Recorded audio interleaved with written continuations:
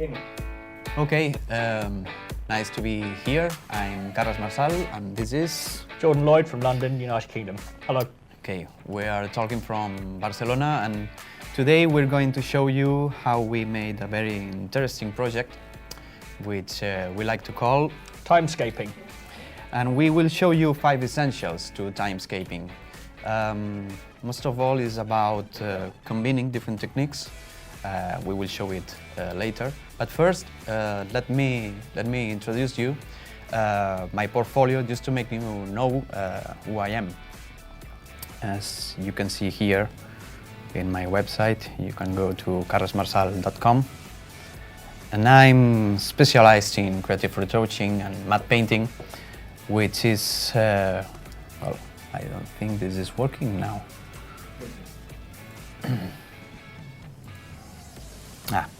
Now it's loading. Well, let me show you. This is most of all matte painting.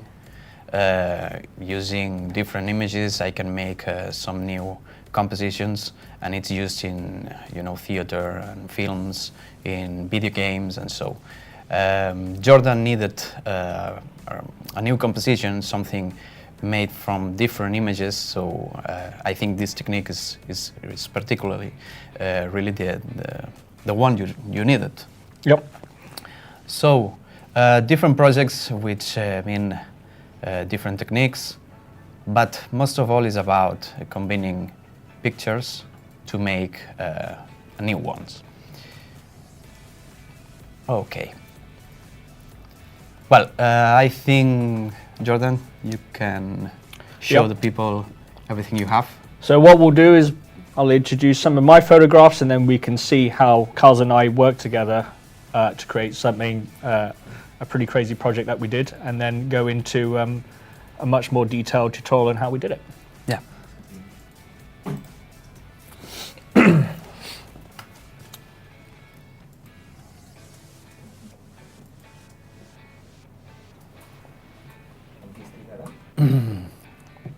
So now Jordan is going to show you the images.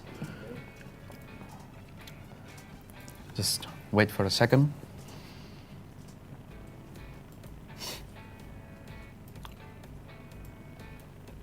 Okay. Good? Now you can. Okay. So, like I said, my name is Jordan Lloyd from Dynamichrome, based in London, United Kingdom, and my particular line of work is photographic restoration and color reconstruction of archive photography. If you don't know what this is essentially a modern take on a very old craft, which is as old as the medium of photography itself, where the limitations of black and white photography at the time were made more commercially viable by artists who would add color to the original photograph by hand painting or lithographic means.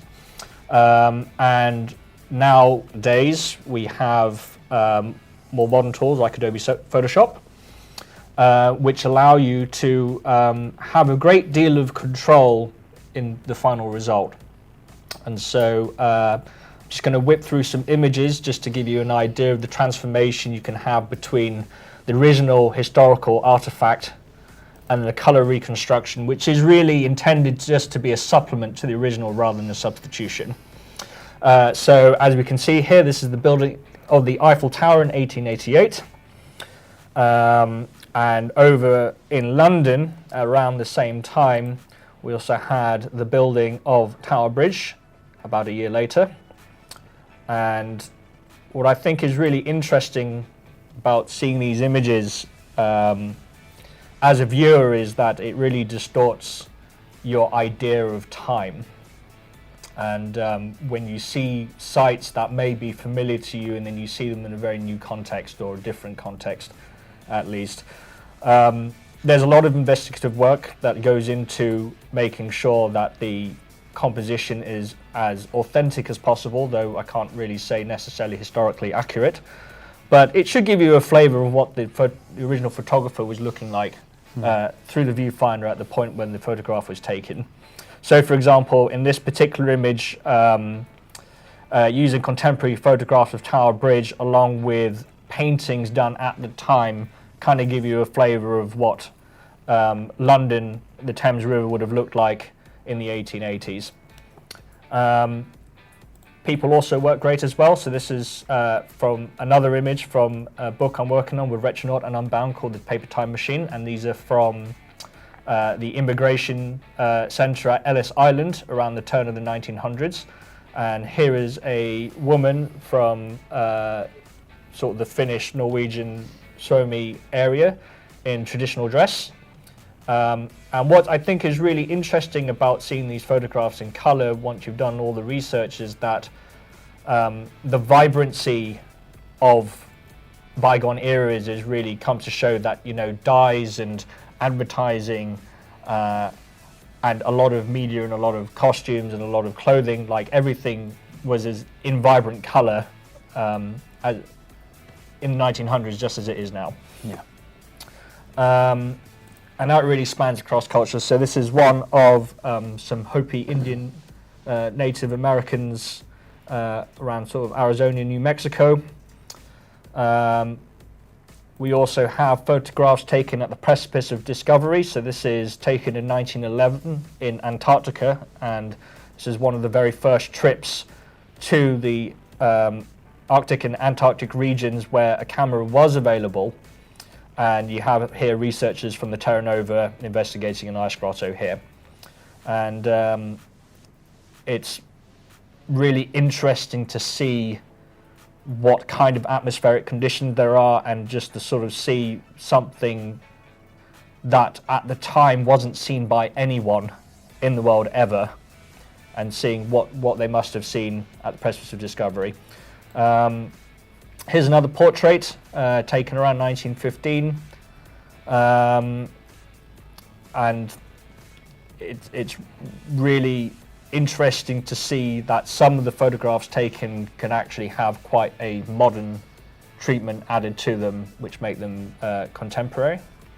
Well, as we can see, you make more than just color.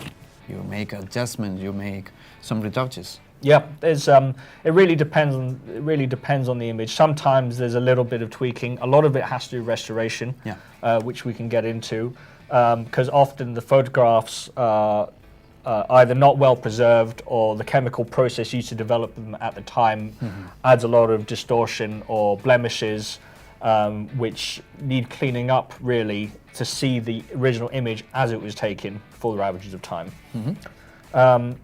Lastly, here's a piece taken around 1937, around the Great Depression. And as you can see here in this particular composition, the advertising really stands out with the vibrant colours. And so I think it's fair to say that advertising, even in the 1930s, in fact, as far as the 1840s, was just as vibrant as modern colour photography and advertising today. So now you have a bit of background to what we do. We'd like to talk a little bit about a project that we worked on earlier this year for Retronaut's New York exhibition, co-hosted by SC Exhibitions. And it was a collaborative process with myself, Carles, and our friend Limor Garfinkel in New York. And what we're going to do is we're going to just play a video and just talk about how this project came about. So very quickly, it's a single composition of Times Square with photographs spreading over 100 years, and there's about 30 different photographs, 4 views in one composition. Yeah, let's see it. Let's have a look at the video. Well, here is Limor preparing the pictures. As you said, there were very different angles from different pictures, and we have to make it all look like it's just one composition, so Right. It's really difficult at first. Really important thing is a vanishing point. This vanishing point will make everything look like it's really working in the same scene. So putting all together, it's most of all about making it look like it's everything there with the same vanishing point. So here we can see all the work of making paths and selections to make everything separated in different layers. So after this you can work it all, with colors in separate layers and well, make it more easier for you. Yeah. Because you normally work in just one picture. Yeah, usually it's a single photograph. So what's really interesting about your work here is that you've managed to seamlessly blend 30 or so images into a single composition using perspective and adjustment layers. Yeah. In order to create a very strong foundation for the color work. And a very difficult thing I found here is that the older ones had not a very good definition. So I had to make the new pictures look older. Yeah. That's the only way to make it look like it's the same composition. So there's a part of this to make everything look like it's, I don't know how to say it, pat done. It's, I don't know. For example, the cars. The cars are really defined when we are talking about cars in the present days. But the older ones had a lot of, how you say it? It's a lot of grain. Yeah, a lot of grain. And yeah. Yeah. So I had to put the detail at the same level. Yeah. Yeah. And what I think is really interesting about the composition is that when you see the different cars and the different people and the different advertising, all from different eras, it looks really magical, and I hope that it's actually conveyed some of the vibrancy of Times Square as it is today. Yeah. So here I begin with the color work, and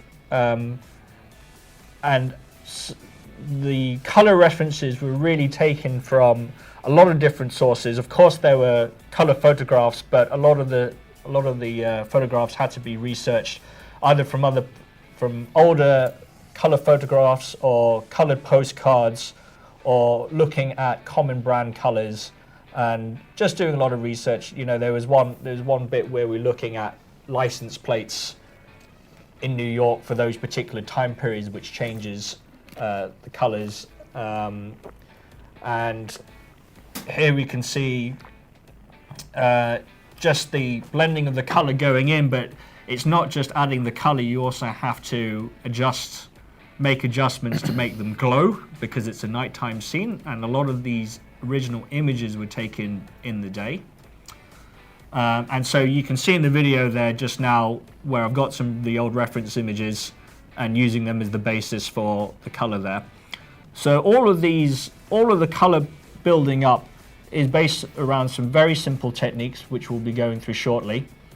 And I think really, if you want to attempt anything like this, this took a month. Yeah, more or less. But if you want to attempt anything like this, then I think a great quality to have, I think, is being a bit patient. Yeah. Because there's a lot going on, and you really have to break the entire composition down into smaller parts and then tackle each part. And then once you have several parts together, then you have to then worry about blending it in. So in Carles's case, it was really about blending the black and white information together to make it look like a realistic and convincing composition. And I have to do the same for all the color work in order for it to look like a single photograph, even though it's 30 different photographs. Yeah. I think we mixed some techniques. You know, I'm in retouching. Yeah. There was a part of you doing maybe a half part and me the other one. Yeah. Not only in making the quality of the images look like they were the same, they were balanced, but also about retouching little parts. I remember making some of these adverts from zero. Yep. Because I had no reference. and you had to put all the color, but also some retouching techniques to make it look even more realistic. Someone just asked, how many layers are there? Wow. How many for you? If I recall correctly, well over 1,000 individual layers of color. Well over 1,000. And someone else asked, let's see the photos, possibly remove the presenter so we can see the detail. So what we'll do is we can go back to my screen in a bit, and then we can show some of the original base photographs, just to see what we started off with, and then move on. Okay. Cool. So I will stop the video. Yep. Oh, actually, just do this. Now. So there you go. There's transformation. That's Carles's black and white composition. This is the final piece. And decorate into the color one. Into the color.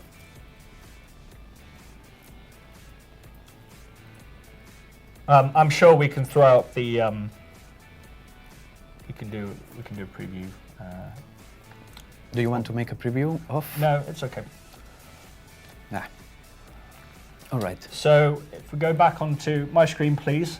So these are some of the original images that we had to work with. So a lot of these were stock photography from well-known stock photography providers. I'm just going to quickly go through these.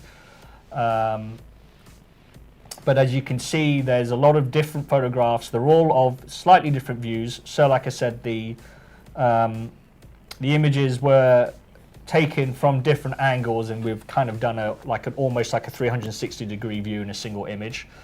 So looking north and south as well as east and west. And as you can see, lots of these were taken during the day, but a lot of these were taken during the evening as well. And I would love to know maybe specifically what kind of things you picked, Carles, because I basically just gave you all of these images and I just said, do something. The most important thing is to put a good vanishing point with the main image. And after that, you can bring it all together. Yeah. Just making some transformations and so that's most of it. Yeah, so, you know, when we're talking about doing compositions, especially using different photographs, you know, it's not just getting the perspective right, it's also getting the luminosity, the shadows, highlights, everything level, and blending it all convincingly together. So obviously, if you have access to high quality photographs, so in our case, if you're using archive photography like this, there are loads of fantastic free public domain images, like from the Library of Congress, which you can download and start doing your own. So I think we'll hop over back to Carles's screen and we can talk about the process a little bit more before we move on to the tutorial. Yeah, let's move here.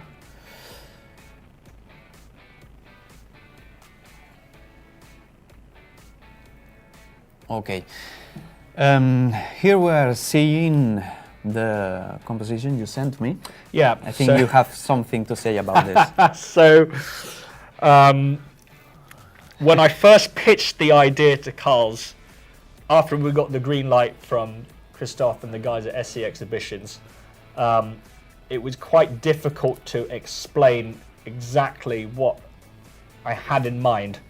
So I composited a very rough image in Photoshop using low-res images on my mouse, and I believe when I was on a plane to Thailand when I did this.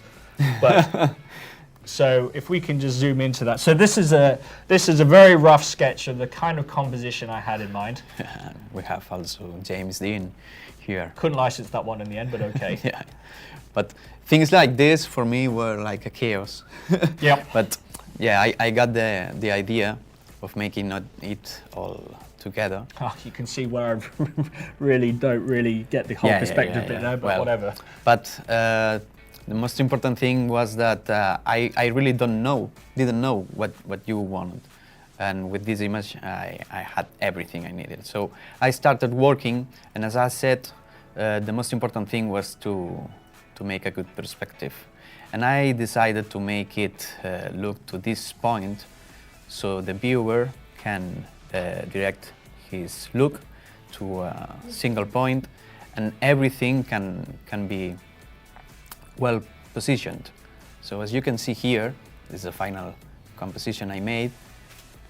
Everything looks with the correct perspective. Yep. I mean the bus, the cars, Everything. and here the camel advert, the Lion King, and the different buildings. Yep. I mean there are a lot of buildings from different ages. Here we have the Hotel Astor, and this is the actual Times Square main building. Yep. And the different adverts. So we can see here how everything is very well positioned and with a good scale, which is another thing that a vanishing point can help you to put Yep. everything together and make it look realistic. Great.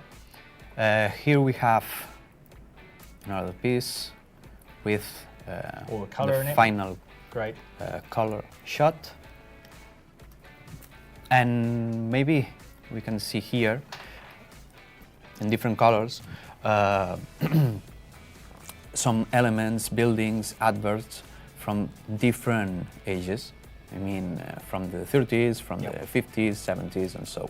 Yep. And that was really important because we needed to make the scene look like it was really a timescaping. Yep. Single thing. Yep. Yeah. Cool. Well, I think we should move on.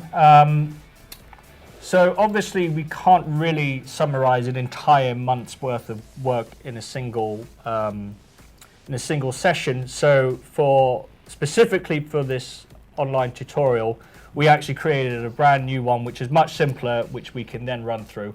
So based off what we've just talked about, some of the common themes, which isn't just related to timescaping, but to a lot of Photoshop work, we can talk about composition, grids, and then using adjustment layers, layer groups, and masking, because obviously with compositions like this, there's a lot of layers, it gets very complicated very quickly, and you need to be able to manage what's going on and be able to make fine level adjustments on the fly. Yeah. The first thing was, let me show you. These are the different images I'll be using to start.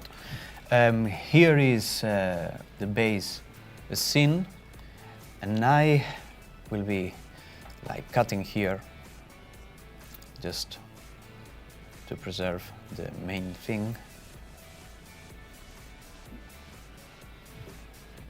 Take a look at this, please. Mm-hmm. So, people is making questions and we are not following them. What did the most difficult about creating this image?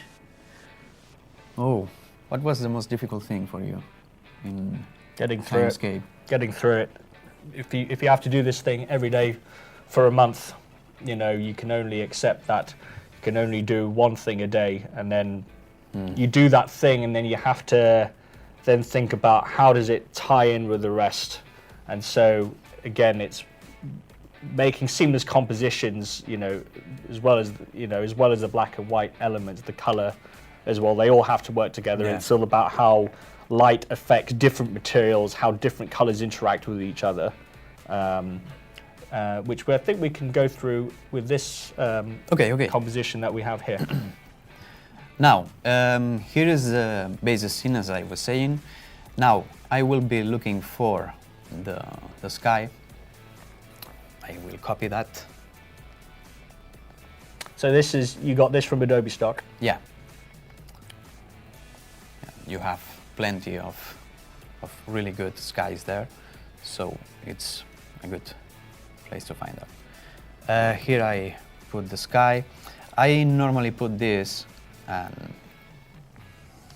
make it from a new material, just because, as you can see here, there's a lot of things that you will be needing to retouch. So it's good to just replace it and try to make it look with a good perspective. If it's a plain sky, it will not fit well. Yeah. So you don't need to make a really good selection, just select this part here, and that's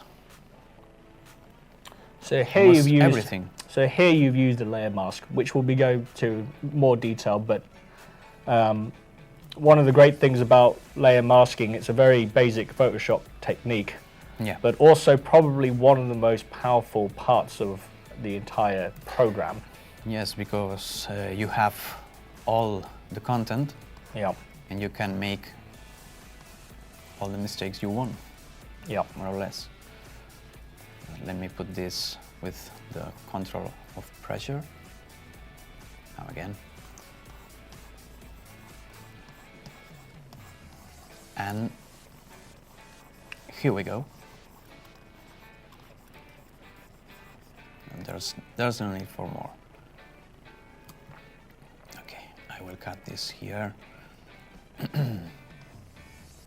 Well, now, as you can see, I've previously created a vanishing point, so I can put an advert here with the correct perspective. This was made with a very specific brush. I have my collection here.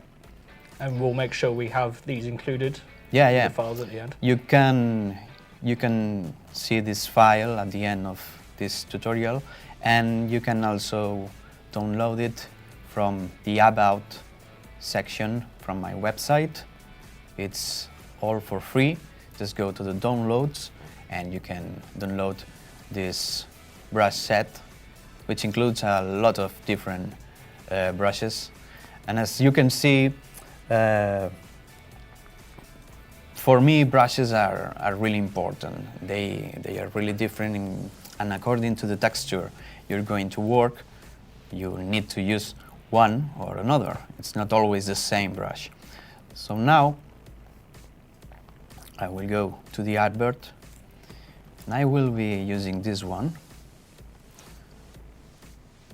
and it's just selecting it again. So what I find interesting about the way that we both work, Carles, is that I don't think there's necessarily any reason to use very fancy techniques. It's doing basic things with enough practice. Yeah, it has to look realistic, not perfect. Mm-hmm. So here I need to fit it with the perspective I decided with the vanishing point. Yeah. So it's good like this. Okay, now I make a selection of this part, which is not needed, and I make an inverse and put a mask, so we can see only the part that we really want. So now, as we see, it's not fitting with the light. So I will use the curves, something like this. So you've just increased the exposure overall. Yeah, in order to fit with the background. And make the white just a little like this. So the same if we like this with the black. So this is really important part of compositing realistically, is being able to match the highlight and shadow intensity with everything around it, as whatever elements you're adding. And in the same image you have all the examples you may need. I mean, look at this. This is not really well defined, so I have to make it look just the same, just fitting. So here I will make another selection, just simulating the perspective. So here you're actually adding some thickness onto the... the depth. Yeah. And moving it like this and putting it out, which is really easy. And now, as you can see, it looks pretty realistic. Cool. So, this was a very easy part, but sometimes you have to put difficult elements like this gentleman here. I prepared this image for you, and here we have a path, Yep. which I apply it as a mask. So I'm going to decide what to include or not with the masks. So you've actually included extra elements in order for you to just blend in as you see fit. Exactly. Yeah. So just quickly, these gentlemen here are hospital stewards from the Union Army from the American Civil War. So this image was taken in the 1860s, and the background image is actually taken around 1935. So here we have a bunch of guys who may be trying things like Coca-Cola for the first time, perhaps. And I think getting back to the idea of composition, I think having a very strong theme about what images you want to use from different time periods, I think really comes out with some very interesting results. And really, you know, from sort of a non-technical perspective, it's kind of like what narrative do you want to explore in your composition? Well, here we have to fit this image with the terrain. So what's interesting here is that even though the soldiers are in fairly neutral lighting at the point this photograph was taken, we've actually got two different conditions here, where we have a deep shadow cast by the parapet and the porch of the shop, and then the harsh sunlight on the ground. You have to take a look at here. Here you can see that the light these two values are very different. Gets to this point. So yeah, we will have to add some lights and shadows to make it look like it's really there. Yeah. So the first thing I will be doing is mixing this part with the real one. So that is why I said that the brushes are really important. I don't like to use a brush like this because that's what I do. As you can see, it can look pretty good, but not exactly as it has to look. I mean, especially when it's an image with a very good definition. Texture or definition. So I like to use something like this, which has more texture, and I can, as you can see, mix it much better. Great. So after this will come the lights, the shadows. But this is the first part. So again, you're just using a layer mask to do the whole thing. And it is great being able to use a layer mask which is non-destructive, which allows you to recover information if you've made any mistakes. Exactly. I mean, if I do something like this, I can quickly recover it. And that's the main point of masks. So here is the same thing.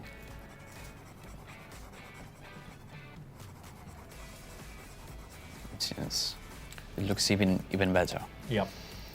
So actually having a couple of small imperfections actually makes it slightly more believable, doesn't it? It makes it more realistic. Now I will make this.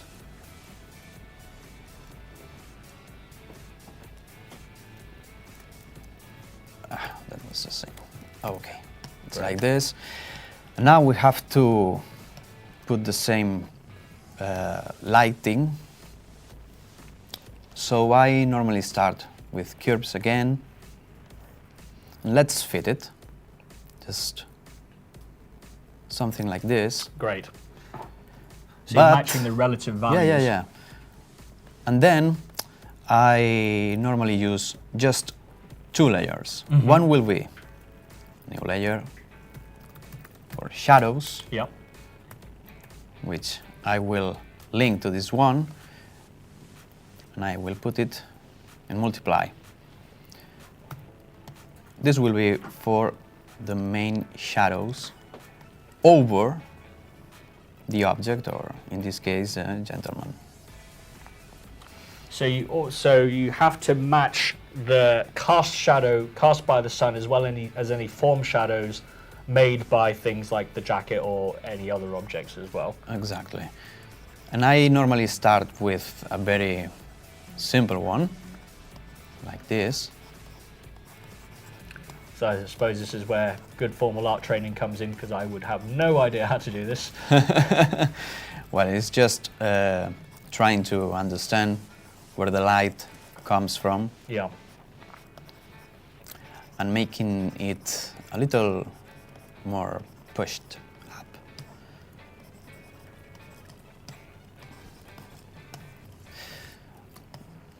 More or less, I will have to make much more details. It's okay. We made one earlier.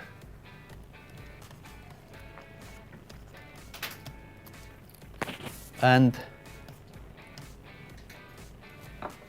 now, when the shadows are made, we will have to make the lights. So lights are more like overexposed. So it's slightly easier in an image like this where we have very direct, harsh sunlighting. Yeah. But you have to think about how will it really look over that texture. Yep. So if I do something like this, this Yeah. will not look real. So at first, I make something like this. I will make it just with this guy.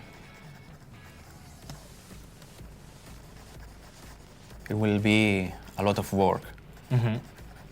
Just make it here. This is not looking real at all. But think of this as the first light. So let's work with masks again. And now I will use a more defined brush, which could be this one, the 35. Painting in black. Oh, that's great. So if you don't know how to use layer masks,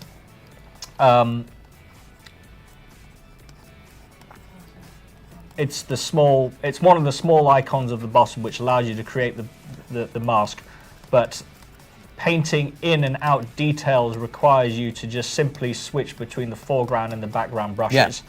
You only have to take a look at the lights, and so if you've made a mistake here, you can go back and just paint that one back in. absolutely. Great. You only need to have black and white here in colors, and just switching them with the X.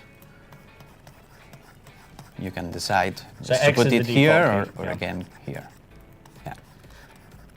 And you're also using the brush size keys, which on a British and American keyboard are the bracket keys to make your brush bigger and smaller. Yeah. But here we normally use Control-Alt and, you know, pushing. And that's why I don't use a Spanish keyboard. Yeah. I know.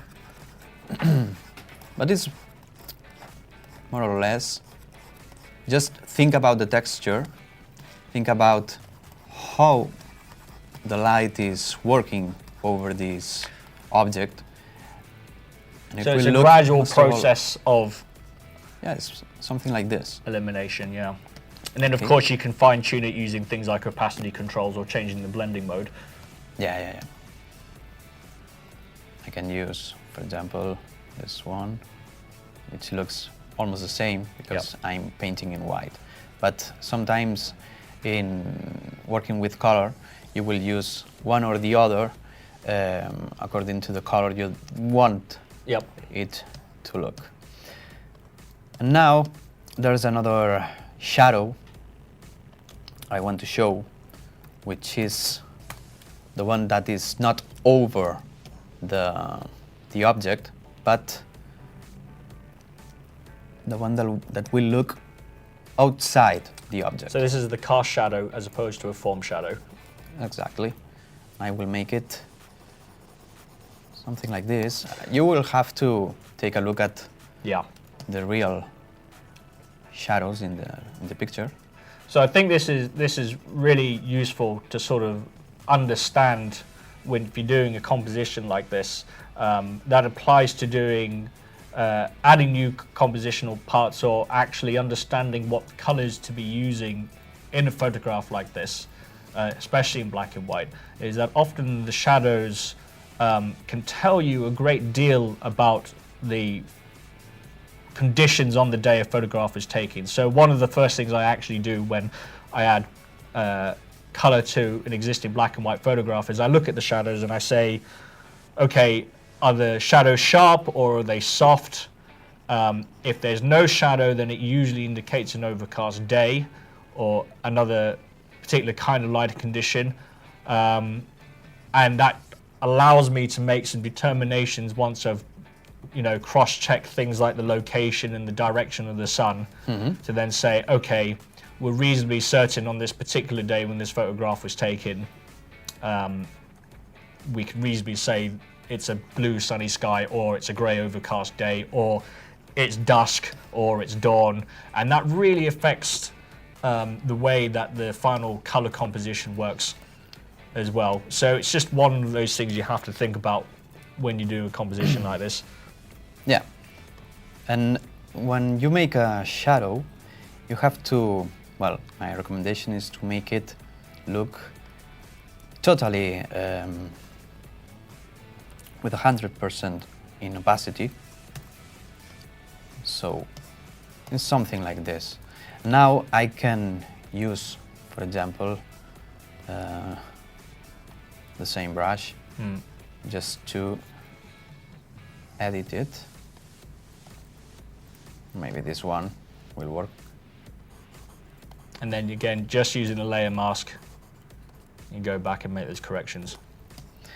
But here I have a shadow with too much definition. Yep. So to blend it, I will be using this finger here, which works. This is a smudge tool. Properly. Huh. Just so this allows you to slightly soften all the edges and stretch it a little bit out, make some fine controls. When the shadow is really near the object, it's pretty defined. Yeah. But as it goes, it bleeds. Yeah, it's more like. Yeah, you can see here on the actual photograph here, yeah. It just begins to. This part is much more defined. And then as it here we have. That's a great tip. It's blurred. Yeah. So it's more something like this. Cool. And now we need some information. So we will do something like this, which is. So here, just by using the opacity slider, you're adjusting the shadow intensity to match. Yeah, but we see now that these shadows need to be forced to make it look real again, which is what we are trying to make. So I will make some intention,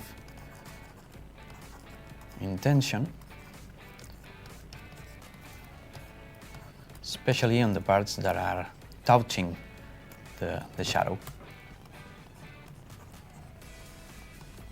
Well, as you can see, there's a lot of work here. Yep. But it's more or less something like this.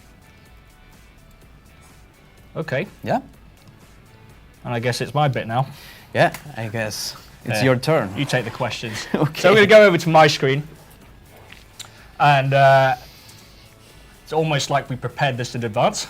So here's one we did earlier, and this is what the final composition should look like, or the way it turned out anyway, after all the color work was done on my screen.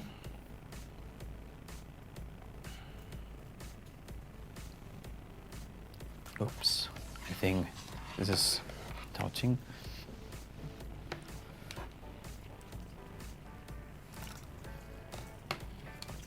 Well, I think you can go ahead. So, first thing I would say about anything new with adding color to black and white photography is actually the black and white information does most of the work for you. And this is why compositing in black and white, which Carles has just done, is so important to be able to have a realistic final result when you're handling all the color. So let's just go all the way down. So we're going to release this file. You guys can have it. Has about 230 layers, and we're just going to get rid of everything and then just show you the result of Carles' final run through that. So here we go. So this is, if we just break this down, so there's a lot of adjustment layers going on here, which is why it's really crucial to be able to organize all of your layers into layer groups, which is very simple to do. Just one question. I think it's really good.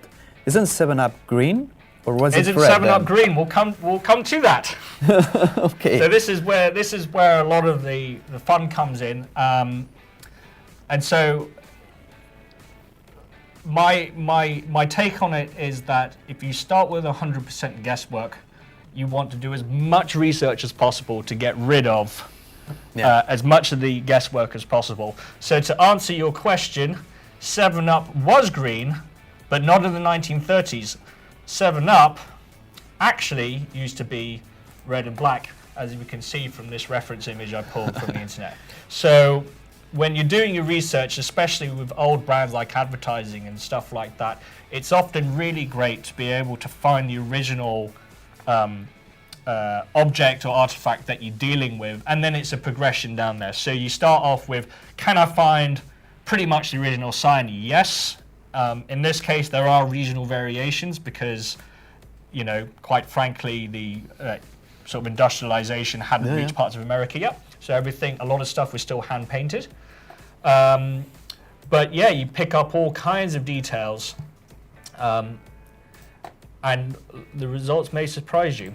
So if we're looking at Carles' basic composition here, we can see now in the finished article, he's seamlessly blended all the elements together and got all the shadow intensity right. And so this is a great foundation to start work on the color. I'm just going to add all these elements one by one, and I'm going to then go in and then actually do it in real time just to show you how it's done. And it is pretty simple technique using some of the things I've already started talking about. So one of the things I usually do, as I was saying about the shadows, we start dialing in what the sky's doing first, because that affects the color casts across the rest of the image. So especially in an image where you have clear skies, the shadow intensity is very high. You get a lot of blue, deep blues in the shadows. And this is all using, by the way, solid fill layers on the color blending mode, which I'll go into a bit more detail. But there's nothing more to it than that. There's no other fancy techniques. It's just layering and layering and layering, and the illusion of reality is achieved through that. So here we have Nay Cola, which is an old cola which kind of went out of business, and there we go. There's the reference image for that. Again, you'll have all of this to look through when you've downloaded the file. Here we go, 7-Up again. Yes, it was red back in those days, and then we just keep building everything up. There's a question here. What if you want a specific image that has the wrong perspective? Well, as you have seen with the advert, you will have to correct it. But if it's something that you have to really force, you will have to make it from zero. I remember making the Coca-Cola advert from zero in Timescape. So there's a part of illustration that you have to put in this kind of compositions. Yeah, which is what makes it really challenging to do, actually. Yeah. So, and it's not just the perspective, you know, you have to also adjust lighting and the grain as well. Yeah, everything to make it fit. So we're just going to start with something like the sky, and I'm just going to turn this off and actually do it from scratch. So I'm going to make a new layer group here, and let's call it sky. And because, as you can see, there's like 200 layers in the composition that's quite simple like this, we have to group it all together. So what we're going to do is we're going to go down here, and then we're going to go to the solid color. And it doesn't matter what color it is. And then we're going to change the blending mode to color. And then we're going to just use a gradient to adjust the layer mask. I'm going to inverse that. And then change the color to whatever it needs to be. And that is the foundation for all the color work. So when we dial in the sky, once again, we've got these three layers going on, and it's more simple than you look, than it appears. But I think that our viewers would like to know, how do you know which color to use? I mean, you can use, so in a case like this, you would say, okay, it's blue sunny sky. We actually have the original color photograph because you got it from Adobe Stock, but if you're looking, it's really handy to look at similar weather conditions at a particular place. So you normally use pictures in color? Yeah, we have access. Yeah, that's absolutely. Nice. Use whatever, like, you know, if you're doing people's faces, find a famous actor or something with a similar face, and then you can use that color reference. Okay. Things like that. So you have to get quite creative. Like, well, what does this look like? Where can I find something similar if I can't find the exact thing? So you are using references all the time? Yeah, great. Yeah, absolutely. Everything is referenced as far as I can make it. Okay. So one of the really interesting things about doing something like this is trying to get some sort of realism coming out of it. So let's do this guy's jacket, for example. So we're going to create a new layer group, and then we're going to get a new solid color layer. And it doesn't really matter at this point what color it is. Let's do it pink. In fact, the more garish the better, because what you're trying to do is get maximum visibility for whatever it is you're going to do. And what we're going to do is we're just going to literally, using a layer mask, just dial this in like this. You can be quite messy, and I'll come back to this later, but the important thing is when you're blocking in the color like this, the only thing that matters is that you have maximum contrast between the different groups of things that you're going to. Yeah. So we're going to now duplicate this layer. I'm going to switch this one off. This is like the base kind of reference, and what we're going to do is we're going to dial in whatever the darkest color is on this item of clothing. Now, thankfully, we've got some more reference images here. So these are typical of the uniforms that these guys would have been wearing at the time. So let's sample, say, the deepest shade, the darkest shade on this particular one. And we're going to then just change the color layer to that. Pretty cool, huh? Mm-hmm. Now, the problem is that obviously that when light interacts with materials, it's very difficult to paint in details because it just doesn't look necessarily realistic, especially if you don't come from a formal art background, or, you know, I'm just not very good at this kind of thing. Yeah. But there is a great way of simulating the difference between the sort of the deep recesses and the highlights and introducing saturation back into the thing, and that's using alpha channels. So if we go back, if we go from the layers palette into the channels next to it, we can see that the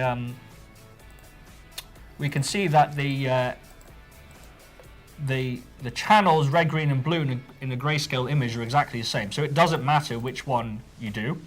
But if you then just make a copy of that, what we're going to do is we're going to use a levels adjustment on the alpha channel here, and we're just going to basically dial in, trying to recover as much detail as we can on where the light will be hitting this guy's jacket.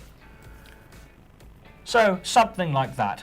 It's like making a highlights Yeah. selection. Like I said though, the photograph does most of the work for you. And what we're going to do is we're simply going to make a selection from that channel, and then we're going to then create a new solid layer mask, and we're going to make it that color, and then make sure you change it from normal to color.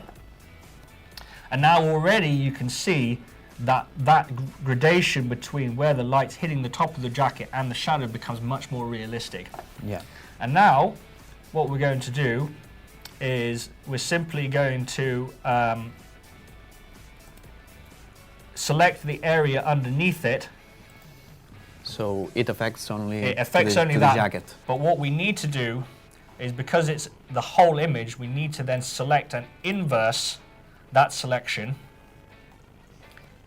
and then get rid of it. Okay.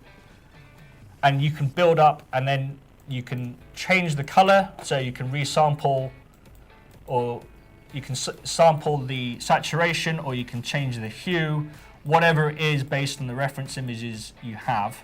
And you have to also understand that it's also local color. So, you know, something may be one color, but in a different lighting condition it may be more yellow, or it may be more blue. Are they shadow? Are they light? And this is where you can kind of eyeball it. But as you can see, this area here is quite still quite messy, but that doesn't matter, because if we have the layer group with all the layers for, say, this jacket in here, we can just simply create a layer mask. Main mask. Okay. Over the entire group, not just the layer, and then we can get rid of that and tidy the entire thing up. And so for one object, for example, how many color layers? That really depends. You know, say for clothing like this, you know, Imagine that it's only one color.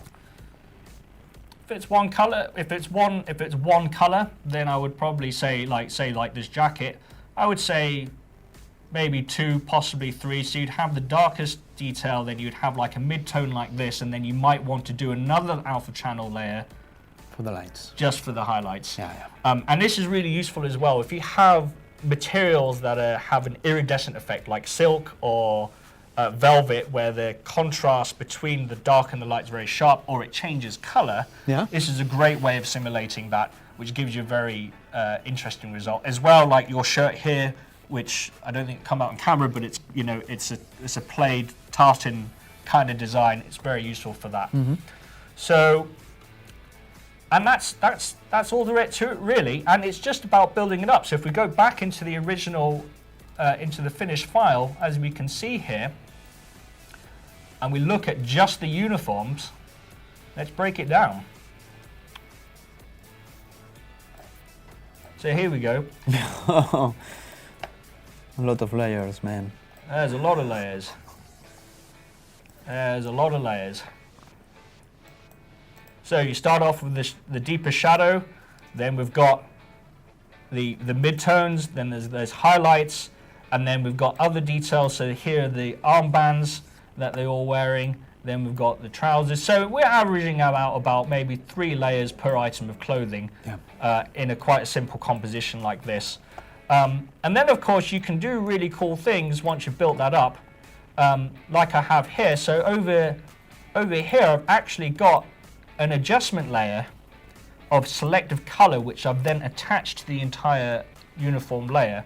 And that allows me to make adjustments here to match the overall shadow, color and intensity of the background layer. So just as you do it in black and white, we can also do it in color, and we can, using Photoshop's tools like selective color, we can make some extremely fine adjustments to it.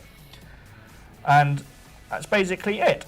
So if we go back to the tutorial very quickly, the last thing is, say for example, let's do this sign here, for example. If we say blocked in this color, let's block in this sign very quickly using this tool. Invert that mask. We can then change the color of that thing to match, say, okay, it's a sign that's probably been printed, it's been bleached by the sun, so it's got a bit of discoloration to it. And actually a sign like this is kind of straightforward, because all we have to do is just pick out this area here. Then we can delete the layer mask, create. So we're going to invert this so it gets the lettering. But sometimes you will have to make it manually.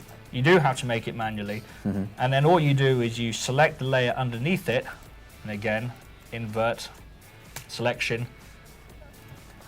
and it's almost done. And you've got most of the work done for you. And this is all using the color blend mode and nothing else. So it's a very simple technique combined with another very simple technique, but with enough practice and finesse you can get some really interesting results.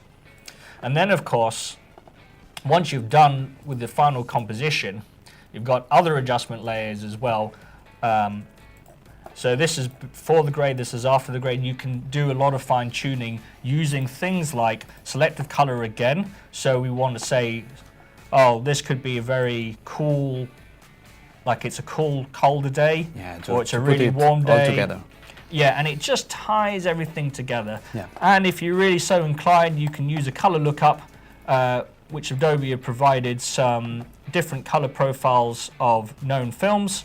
So in this one, this is a codec 5218, and it gives you a very particular look, which you can either then dial back or use another blending mode. Say you don't want the shadow, you just want the color, you can go put that back on color. And there you go. But it's a very simple technique, but done with enough practice and enough patience, you can see how something like this can really build up and give you an impression of something that's very authentic looking, especially when you've done all your research. So in this file, we've got various reference images that are pulled for all the different things. So for example, if we go look at this circus here, for example, let's see. And that's incredible how it makes it look much more realistic. Yeah. Just adding color. Yeah. Well, let's go back to the Neri Cola.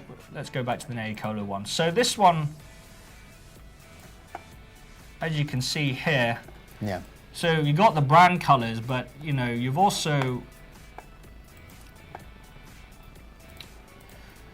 got the brand colors here, but also you know you have to take care to actually sample all of these colors here and actually paint this in. So and then adjust it for the environment using selected colors.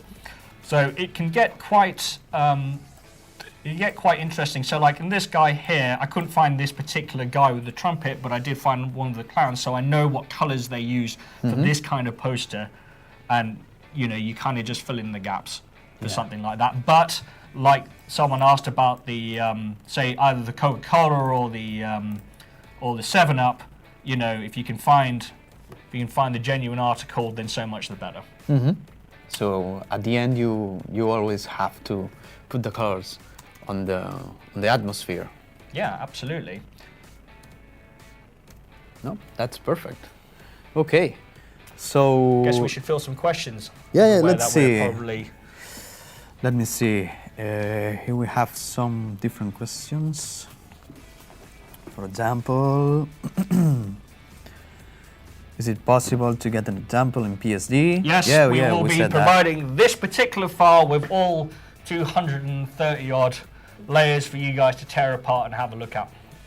So I would probably say, yeah, have a look at the layer groups, see how the layer groups have been organized, but also have a look in the channels as well and see which different channels are used per bit. And also, as an added bonus, Carles and I actually time-lapsed the entire thing when we did it. Yeah. So we'll have that video edited so you can see us actually doing it in real time. Unfortunately, it is about 12 hours of rather boring footage, so we're going to speed it up and slow it down for some of the more finicky bits, like, say, for example, painting in the cola bottles, for example. But yeah, you can see it, the whole thing done in real time. We'll give you the file, and you can tear it apart, and we would love to see what you guys come up with. Yeah. Where can we get the film type filters? Okay. Well, it goes with with Photoshop. So, so it's so an just to adjustment layer. It is an adjustment layer. So let's go back in and just recap that bit. So the thing you want to look up is this thing called color lookup. And you have something called a LUT file, which is a file that determines a particular color range. And there are lots of different effects included with your copy of Adobe Photoshop CC. But some of the more interesting ones, I think, are the ones that emulate known film stocks like the Fujis and the Kodaks. And once you start applying them, they really give you a very different look to your photographs.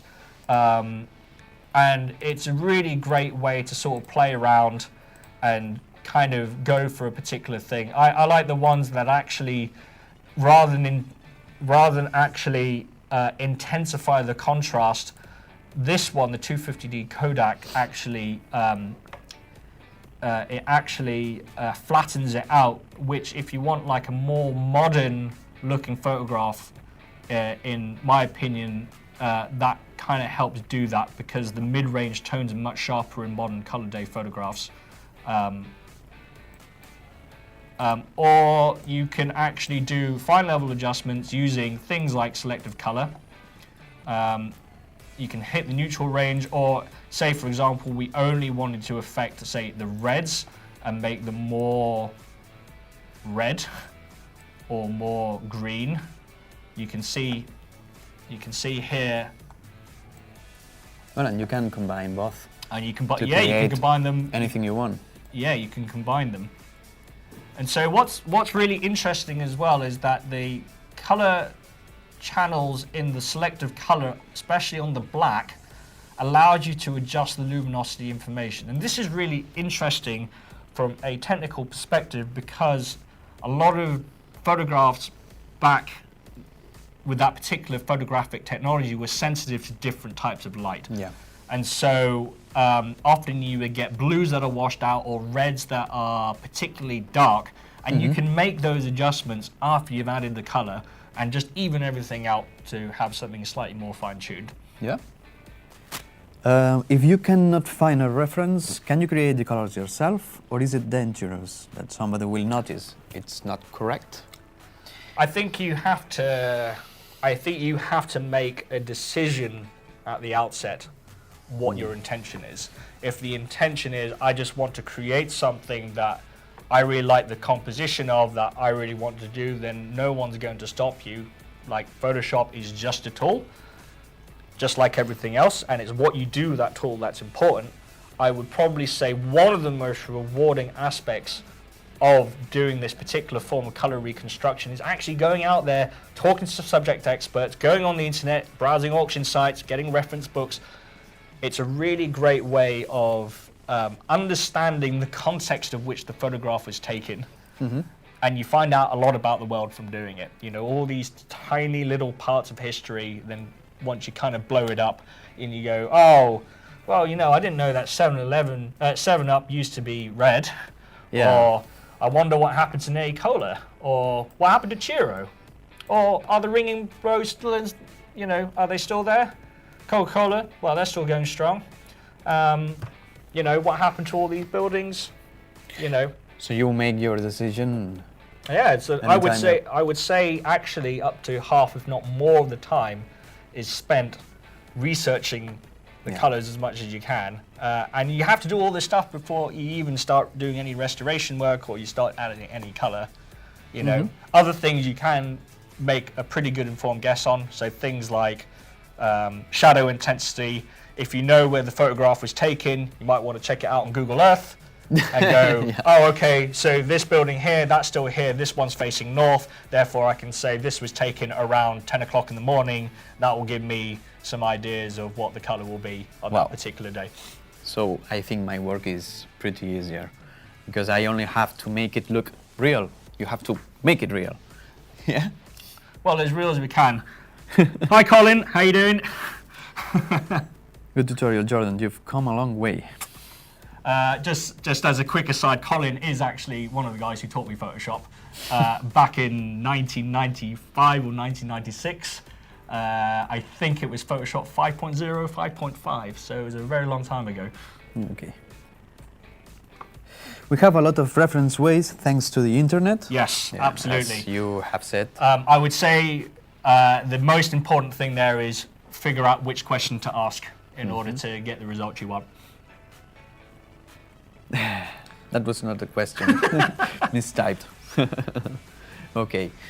So I don't know if anyone has more questions.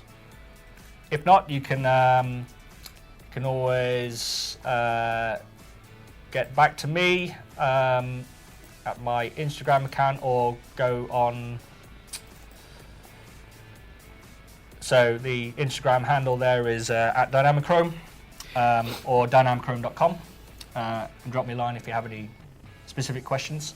Hope not. But Yeah, and the same for me. You can go to carlesmarsal.com and there you will find my mail and you can contact me whenever you want. So just very quickly, just to reiterate, we are going to make this Photoshop file absolutely free for download. Please take it apart. I'd love to see what you guys do with it. And we'd love to know what you do with your own timescapes. Yeah, it's always good to see what people can do. Great. Where are the brushes? Well, you will see the link. We'll make sure we include them with the everything assets. you've seen here. And we'll throw in the time-lapse video in the next couple of weeks or whenever we can get it edited. And I think that's most of all. Great. So, well, thank you for watching. Thanks for coming. We want to say thank you to Adobe to invite us and make this tutorial for you all, and hope we see you again. Thanks. Okay, see you. Hey.